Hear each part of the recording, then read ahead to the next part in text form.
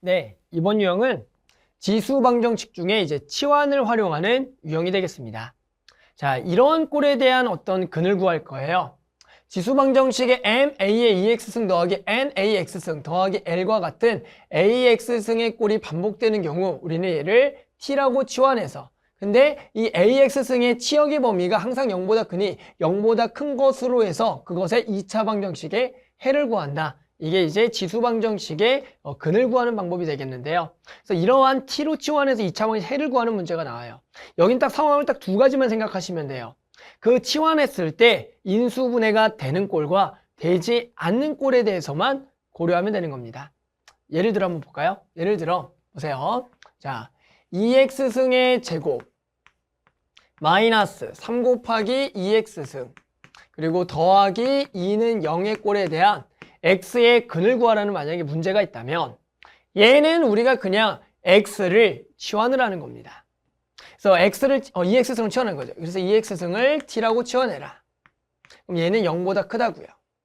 그럼 얘는 t제곱 마이너스 3t 더하기 2는 0이 되니까 얘가 1과 2 마마니까 우리는 t는 얼마다? 1과 2가 되겠고, 그럼 얘는 2x승이기 때문에 해당하는 x는 2의 0승이니까 0과 1이 돼서 x근은 이렇게 나온다.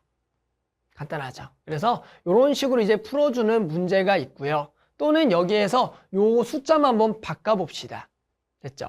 그래서 선생님이 요 숫자를 예를 들어 뭘로 바꿔볼 거냐면은 그냥 1로 바꿔볼게요. 숫자 1로 바꿔봅시다. 자, 그러는 순간 이제 뭐가 안 되냐면은 보이죠? 인수분해가 안 됩니다.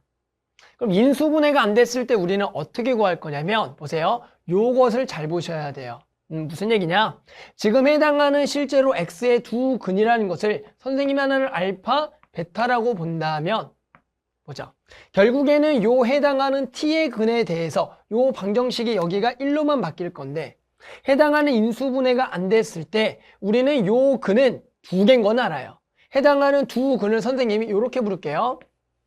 T1과 T2라고 부르면 실제로 T1과 T2는 이렇게 생성되는 알파와 베타근과 무슨 관계를 가지고 있냐면 여기다가 알파를 집어넣는 게 하나의 근이 되는 거다. 얘가 2알파승, 마찬가지로 여기다 베타를 집어넣는 게 하나의 근 2베타승이 된다. 요게 좀 중요해요. 인수분해가 안 될 때는 이러한 관계를 가지고 구할 거거든요. 즉, 요 관계를 근과 계수 관계로 보면 T1 더하기 지금 T2가 얼마냐면은 3이 되면서 T1 곱하기 T2가 1이 되는 상황인데 실제로 T1과 T2는 우리가 원래 2의 알파승과 2의 베타승인데 우리가 궁금한 건 원래 알파 베타거든요. 그러면 우리가 얘는 2의 알파승 더하기 2의 베타승이라 쓸 수 있고 얘가 2의 알파승 곱하기 2의 베타승이 됩니다. 그럼 이제 어떤 걸 물어보냐면 알파 베타를 구하라는 문제는 나오지 않아요. 이럴 때는 알파와 베타의 합을 구하라는 문제가 나옵니다.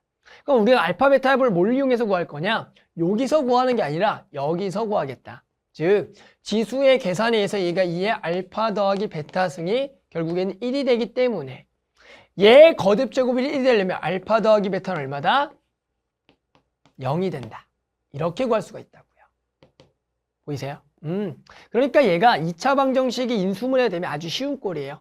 해당하는 x를 직접 구할 수가 있는데 만약에 인수분해가 안 되더라도 겁먹지 말고 그때는 해당하는 근의 모양이 지수의 거듭 제곱꼴, 지금처럼 2의 알파승, 2의 베타승이라 생각해서 근과 계수의 관계를 활용하면은 이 지수 방정식에서는 두 근의 합을 물어볼 겁니다.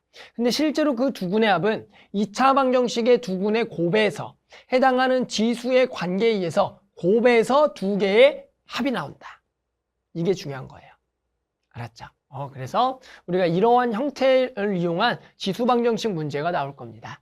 그래서 선생님하고 예시 문제를 또 하나 같이 풀어보면서 여기 유형을 좀 더 완벽하게 좀 같이 해보겠습니다. 네, 이번 예시 문제는 2012년 9월 학평 B형 3번이 되겠습니다. 문제 한번 같이 읽고 풀어볼게요. 자, 지수 방정식 4x승 마이너스 3 곱하기 2의 x 플러스 2승 더하기 32의 두 근을 알파 베타라고 할 때 알파 더하기 베타를 구하라고 합니다. 자, 그러면 우리가 방금 배웠던 것은 이제 치환을 이용해서 구하는 거죠. 치환해 볼게요. 그래서 2x승을 t라고 치환하고요. 얘는 0보다 크겠고요. 그럼 얘는 t제곱이 되겠고요. 여기서 요 2의 x 플러스 2승은 2의 x승 곱하기 2의 제곱. 얘가 4가 되니까 얘랑 곱해서 12 곱하기 2의 x승 t가 되겠다. 그래서 우리가 어떤 생각을 한다고요? 얘가 인수분해가 되면 쉬운 문제. 인수분해가 안 되면 조금 어렵지만 근각계수의 관계를 활용하면 되겠다. 그럼 얘가 인수분해가 되는지 봤더니 8, 4, 마마. 아, 얘는 딱 인수분해가 되는 꼴이더라. 그러면 얘가 인수분해 되니까 우리가 여기가 t니까 t는 얼마랑 얼마다? 4와 8이라고 할 수가 있고요. 실제로 우리는 t의 근은 2의 x승이니까 2의 x승이 4가 되는, 즉 2의 제곱이 되는 거와 2의 세제곱이 되는 것을 구하면 되겠고, 해당하는 x는 2와 3이 나와서 두 군의 합 얼마가 되겠다? 5가 되겠다라고 구할 수가 있는 거죠. 맞죠? 하지만 우리가 그런 생각도 합시다. 인수분해가 만약에 안 됐다면. 인수분해가 안 되면 이렇게 구하면 돼요. 보세요. 여기에 두 군의 모양은 2의 알파승과 2의 베타승이니 2의 알파승 더하기 2의 베타승이 12일 거고, 2의 알파승 곱하기 2의 베타승이 32이기 때문에 알파 더하기 베타는 이 곱에서 나오니 2의 알파 더하기 베타가 32가 되니 곧바로 알파 더하기 베타가 얼마다? 5가 되겠다. 알파 베타를 직접 구하지 않아도 합은 구할 수가 있다는 겁니다. 됐죠? 요것만 좀 주의해서 구하시면 돼요. 인수분해 되면 쉬운 문제, 안 되더라도 근각계수의 관계를 활용하면 지수방정식에선 두 군의 합은 구할 수가 있다. 됐죠? 그래서 선생님과 같은 요 방법만 이용해도 나머지 유형 문제를 충분히 학생들이 이제 풀어줄 수가 있을 테니까 나머지 문제 그냥 꼼꼼하게만 풀어보면 충분히 요 유형 문제 정복은 어렵지 않게 할 수가 있을 겁니다.